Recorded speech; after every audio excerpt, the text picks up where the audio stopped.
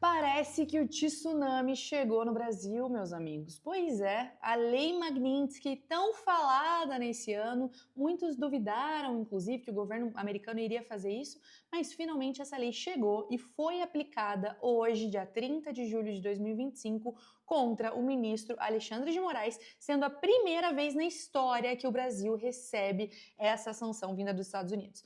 E é isso que a gente vai conversar um pouquinho no vídeo de hoje. A gente vai conversar sobre o que é essa lei, qual que é o histórico dela e o que significa a aplicação dessa lei agora sob Alexandre de Moraes.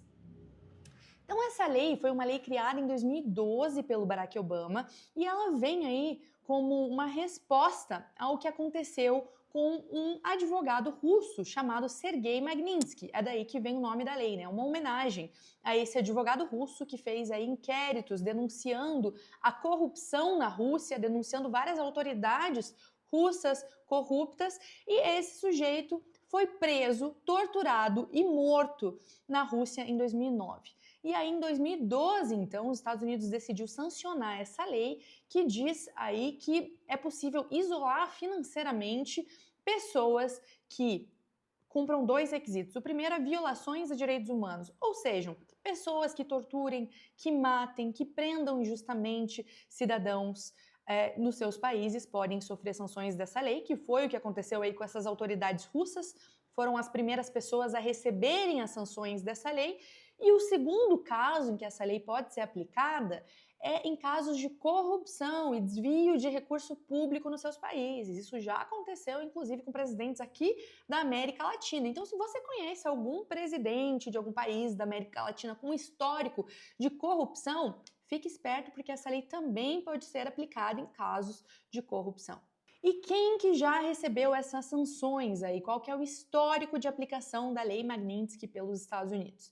Então, a começar com essas autoridades russas, né, que mataram o Sergei Magnitsky, eles foram os primeiros a receberem a sanção da Lei Magnitsky.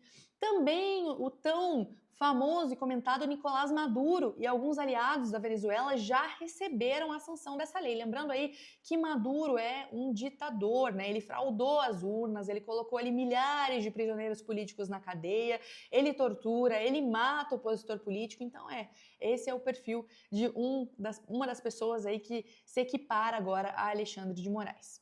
Censores da China também já receberam essa sanção, pessoas que violam a liberdade de expressão na China também já foram vítimas da Lei Magnitsky. Na Arábia Saudita, uma autoridade também que foi acusada de matar o seu opositor também já recebeu essa sanção. Myanmar também, uma outra ditadura, a gente tem generais genocidas que mataram uma série de pessoas, também já foram alvos da Lei Magnitsky. E, como eu falei, temos presidentes aqui na América Latina que receberam sanções por corrupção. São casos de 2 ex-presidentes paraguaios que também já receberam essa sanção. Então, eu comecei falando aí quem que recebeu essa sanção para a gente entender a quem Alexandre de Moraes agora se equipara, para entender o nível da seriedade das ações do Moraes, agora que colocam ele ao lado de genocidas, ditadores, torturadores e corruptos. É isso que está acontecendo com Alexandre de Moraes.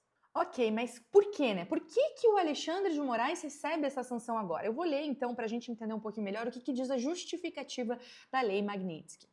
Então, assim, na justificativa diz o seguinte: o Moraes, ele assumiu a responsabilidade de ser juiz e júri em uma caça às bruxas ilegal contra cidadãos e empresas americanas e brasileiras. Então, só para a gente começar aqui, eu quero contar um pouquinho desse histórico. O que o Moraes fez em relação a empresas americanas? Vamos começar com o Rumble, que é a plataforma que tem origem no Canadá, mas também tem sede nos Estados Unidos, que funcionava no Brasil até o Alexandre de Moraes pedir para o Rumble bloquear a conta de Alan dos Santos, que, apesar de ser brasileiro, reside nos Estados Unidos. Ou seja, o Moraes pediu para a Rumble bloquear a conta de alguém que nem no Brasil mora, a Rumble falou que não, e aí o Moraes decide com uma canetada derrubar uma plataforma inteira do Brasil. E não foi a primeira vez, né, meus amigos? A gente sabe também que o Twitter já foi bloqueado aí por mais de um mês por uma canetada do Alexandre de Moraes. Nessa seara, eu tô falando um pouquinho das empresas, né? Vamos lembrar também que na época que o Moraes bloqueou o Twitter, pelo Twitter ser de propriedade do Elon Musk, ele decidiu bloquear as contas da Starlink. Ou seja, fez um cambalacho jurídico ali que não existe no ordenamento jurídico, você bloquear contas de pessoas que têm algum vínculo, né, contas de empresas que têm a mesma pessoa como proprietário, se isso não se configura um grupo econômico. Mas o Moraes não só fez isso, descumprindo o ordenamento jurídico brasileiro, como ele oficia o Elon Musk sobre tudo isso pelo Twitter. Ou seja, nem o devido processo legal ele seguiu. Isso para falar um pouquinho das empresas, né? A gente sabe que isso tudo também, o bloqueio da Rumble e do Twitter, é consequência do inquérito das fake news, que o Moraes, como ministro do STF, abre um inquérito por conta própria e decide perseguir ali centenas de pessoas que ele pede o bloqueio da conta, porque supostamente divulgaram fake news. Mas no fim das contas, quando a gente pega as mensagens vazadas, são mensagens que mostram que ele pede ali para o assessor bloquear a conta, desmonetizar a revista Oeste do YouTube, por exemplo, usando a criatividade dele. Ou o assessor diz que o Moraes cismou com um determinado fulano. A gente está falando de centenas de pessoas censuradas pelo Alexandre de Moraes no inquérito das fake news. E é aí que vem também o segundo parágrafo que eu queria ler para vocês da justificativa pelo qual o Moraes está recebendo essa sanção. O segundo parágrafo diz o seguinte: Moraes é responsável por uma campanha opressiva de censura, detenções arbitrárias que violam os direitos humanos e processos politizados, inclusive contra o ex-presidente Jair Bolsonaro. Então eu comecei falando ali sobre o inquérito das fake news como uma das ações que ele fez em massa para censurar as pessoas, mas é claro, aqui a gente não pode deixar de falar, antes de falar do Bolsonaro, dos casos do dia 8 de janeiro. Que assim, você seja bolsonarista ou não, concorde ou não com o Bolsonaro, não tem como não ver um absurdo em tudo isso que está acontecendo com as pessoas que estão presas no dia 8 de janeiro. A gente está falando de centenas, milhares de pessoas que foram condenadas a mais de 10 anos de prisão porque participaram de uma manifestação. Tiveram os baderneiros que quebraram, vandalizaram, tudo bem, mas eles não estão sendo condenados por vandalismo.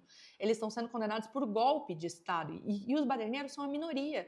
A gente está falando de idosas que foram presas, estão sendo acusadas de golpe de Estado. Gente, isso é muito sério. E essas pessoas estão em condições precárias dentro da cadeia. Tem relatos dessas pessoas, inclusive eu já cheguei a entrevistar pessoas exiladas políticas do dia 8 de janeiro que falam das condições, por exemplo, de alimentação, que recebem comida com caco de vidro, com pele de rato. Gente, isso eu ouvi da boca de pessoas que estiveram presas. Situações precárias de direitos humanos acontecem hoje no Brasil de 2025. É isso que o Moraes está sendo acusado, de colocar toda essa turma dentro da cadeia, não dar comida direito, colocar na mesma cela, dividir. Teve um caso de 150 presidiárias dividindo 2 vasos sanitários. Vocês têm noção o que é isso? Essas são as violações de direitos humanos que a gente está falando, que acontecem no Brasil de 2025 hoje. E Alexandre de Moraes é o responsável, por isso ele está sendo penalizado. E agora, claro, vamos falar um pouquinho de Jair Bolsonaro. Que assim, de novo, você não precisa gostar do Bolsonaro, nem votar no Bolsonaro você não precisa. Você só precisa abrir esse processo e entender um pouquinho do que se trata. Se trata de um processo, que é esse que ele está sendo acusado de golpe, que tem uma única prova, entre muitas aspas, que é uma delação premiada, cheia de inconsistências, que foi o Mauro Cid que assina essa delação. A delação está cheia de inconsistências, ele não fala que o Bolsonaro quis dar um golpe, inclusive ele reitera que ele não quis, mas tem algumas poucas contradições ali que o Moraes sustenta como o fundamento de tudo para condenar o Bolsonaro como um golpista, o que é muito grave. Bolsonaro, antes de deixar o cargo, ele faz a nomeação dos 3 principais chefes das Forças Armadas que foram indicados pelo Lula. Ele fez essa transição, que significa, sim, que ele aceita, né, o novo presidente. E aí eles juntam provas que não existem, eles colocaram uma série das pessoas que estão sendo investigadas na cadeia, como o Braga Neto, como o Felipe Martins, em condições desumanas e precárias, para dizer que o Bolsonaro foi golpista. Gente, golpe é o que aconteceu na Venezuela, em que as eleições foram obviamente fraudadas. O Bolsonaro estava nos Estados Unidos durante a manifestação do dia 8 de janeiro, ele fez a transição, nomeou chefes de Estado e agora ele está sendo acusado de golpe de Estado. Isso é o que os Estados Unidos está reclamando do Alexandre de Moraes. Então, é mais uma das acusações aí graves. E aí, por fim, eu vou ler o finalzinho da justificativa, ele fala o seguinte: a ação de hoje deixa claro que o Tesouro continuará a responsabilizar aqueles que ameaçam os interesses dos Estados Unidos e a liberdade de nossos cidadãos. De novo, quando ele fala dos Estados Unidos, a gente tem que falar da liberdade de expressão e de cidadãos americanos que usam a Rumble, cidadãos brasileiros que têm cidadania americana, moram nos Estados Unidos, e o Moraes insistentemente pede para a Rumble bloquear. Estou falando de Rodrigo Constantino e Alan dos Santos, por exemplo, que moram nos Estados Unidos, e o Moraes fica mandando ofício para a Rumble bloquear perfis de pessoas que têm cidadania americana. E é aí que os Estados Unidos se sentem tão ameaçados, porque liberdade de expressão lá é coisa que não se brinca, não se faz esse tipo de coisa. Bloquear uma rede social, isso é inimaginável para os americanos. E no Brasil isso aconteceu, mas o Moraes quis se meter também na liberdade de expressão nos Estados Unidos e agora recebeu essa lei Magnitsky. Mas ok, e o que isso tudo significa, né? Quais as consequências para o Alexandre de Moraes? Então vamos lá, ele vai ter o congelamento de todos os bens, se ele tem investimento nos Estados Unidos, se ele tem imóveis, se ele tem empresas. A gente sabe que essas pessoas aí, ó, do funcionalismo público que chegam em altos patamares, eles compram imóveis em leilão, no exterior. Então se ele possui bem nos Estados Unidos, acabou, não tem mais acesso a esses bens. Segundo, que é um dos mais importantes, o bloqueio financeiro global. Então, os bancos dos Estados Unidos, eles já não podem mais ter Moraes como investidor, ele já não pode ter nenhum investimento em banco dos Estados Unidos, mas também isso reflete em bancos que têm vínculo com o sistema norte-americano de dólar que estão em outros países. Então, vários dos bancos do Brasil também vão se ver obrigados a excluir o Moraes dessas suas transações financeiras, e se recusarem, eles também podem receber sanções bilionárias aí, porque a gente está falando de bancos que têm sede nos Estados Unidos, e já aconteceu com bancos de outros países que se recusaram a aplicar sanções da lei Magnitsky e receberam multas bilionárias. Então eu acho muito difícil que algum banco no Brasil vai querer poupar Alexandre de Moraes e receber multas milionárias, né? Então ele vai estar isolado financeiramente até dos bancos brasileiros. Mais uma consequência, a proibição da entrada do Moraes nos Estados Unidos. A gente sabe que ele já estava com o visto cancelado, né? Ele já não podia entrar nos Estados Unidos, mas agora é definitivo. Agora ele não pode sonhar em pisar nos Estados Unidos, ir para Disney, tem aquela fotinho lá, né, do Alexandre de Moraes com a orelha do Mickey, já era. Palestrinha na ONU de Nova York, já era.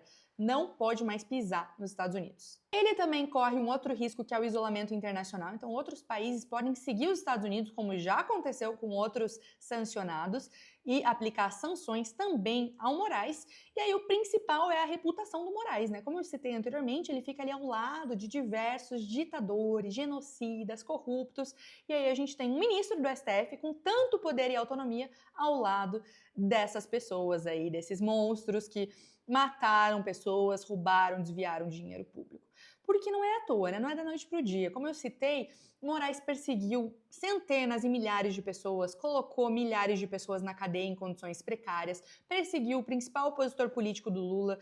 Então, assim, a conta chega, né? Se não chegou aqui de dentro da casa, se a gente não teve um Senado que teve força suficiente para cobrar um impeachment de um ministro que está se passando das suas competências há muito tempo, veio dos Estados Unidos essa sanção através da lei Magnitsky, o que é uma vergonha, na verdade. É uma vergonha sem tamanho a gente viver num país e ter uma democracia que tem um ministro recebendo sanções equiparadas a genocidas de outros países. Então, assim, claro, a gente comemora no sentido de que faz anos que a gente vem alertando sobre os absurdos do Alexandre de Moraes. Então é bom que ele recebeu uma sanção finalmente. Mas é triste a gente estar nessas condições. A gente está falando do nosso país ser equiparado à Uganda. Esqueci de mencionar a Uganda anteriormente, mas a Uganda também já recebeu essa sanção. Sendo equiparado a Venezuela, sendo equiparado a Myanmar, a lugares assim onde acontecem as piores atrocidades. É triste, é para a gente cair na real e entender a gravidade das ações que o ministro do STF tem feito, a não separação de poderes que existe no Brasil. Isso vai afundando cada vez mais os elos de uma democracia. É sobre isso. E aí eu queria também refletir, trazer reflexão para vocês. Será que agora o Moraes sente na pele o que ele faz com as outras pessoas? De perseguir, de pedir para derrubar a conta, porque eu falei antes de conta de rede social, mas ele já pediu para bloquear uma série de contas bancárias de opositores políticos. Da exposição midiática, que ele colocou várias pessoas aí numa exposição absurda, da censura, né, do bloqueio de redes, agora ele está sofrendo na pele um pouquinho do que ele já fez com várias e várias pessoas. A gente sabe que hoje é dia 30 de julho, dia 3 de agosto, tem manifestações convocadas no Brasil inteiro. O impeachment do Alexandre de Moraes é uma das pautas que estão trazendo à tona, né? Eu, inclusive, tenho uma camiseta impeachment de Alexandre de Moraes já, estarei nas ruas de Curitiba usando essa camiseta, e eu queria saber de vocês se vocês acham que isso vai ter efeito para que a pressão interna venha também, para que o Senado se posicione e paute o impeachment de um ministro que está passando do seu poder há muito tempo. Vocês acham que isso vai funcionar? Que a sanção da Magnitsky, somada às manifestações de rua, pode pressionar o Senado, ou a gente vai ter que esperar as eleições de 2026? Deixa aqui nos comentários a opinião que vocês têm sobre essa situação, como é que vai ficar daqui pra frente. E também, pessoal, esse é o meu primeiro vídeo gravado aqui para o meu canal do YouTube. Agradeço a audiência de vocês que ficaram comigo até o final. Gostaria de pedir a colaboração de vocês para me ajudar a gravar mais conteúdos. Então, escrever aqui que tipo de vídeo vocês querem ver eu falando, sobre quais assuntos.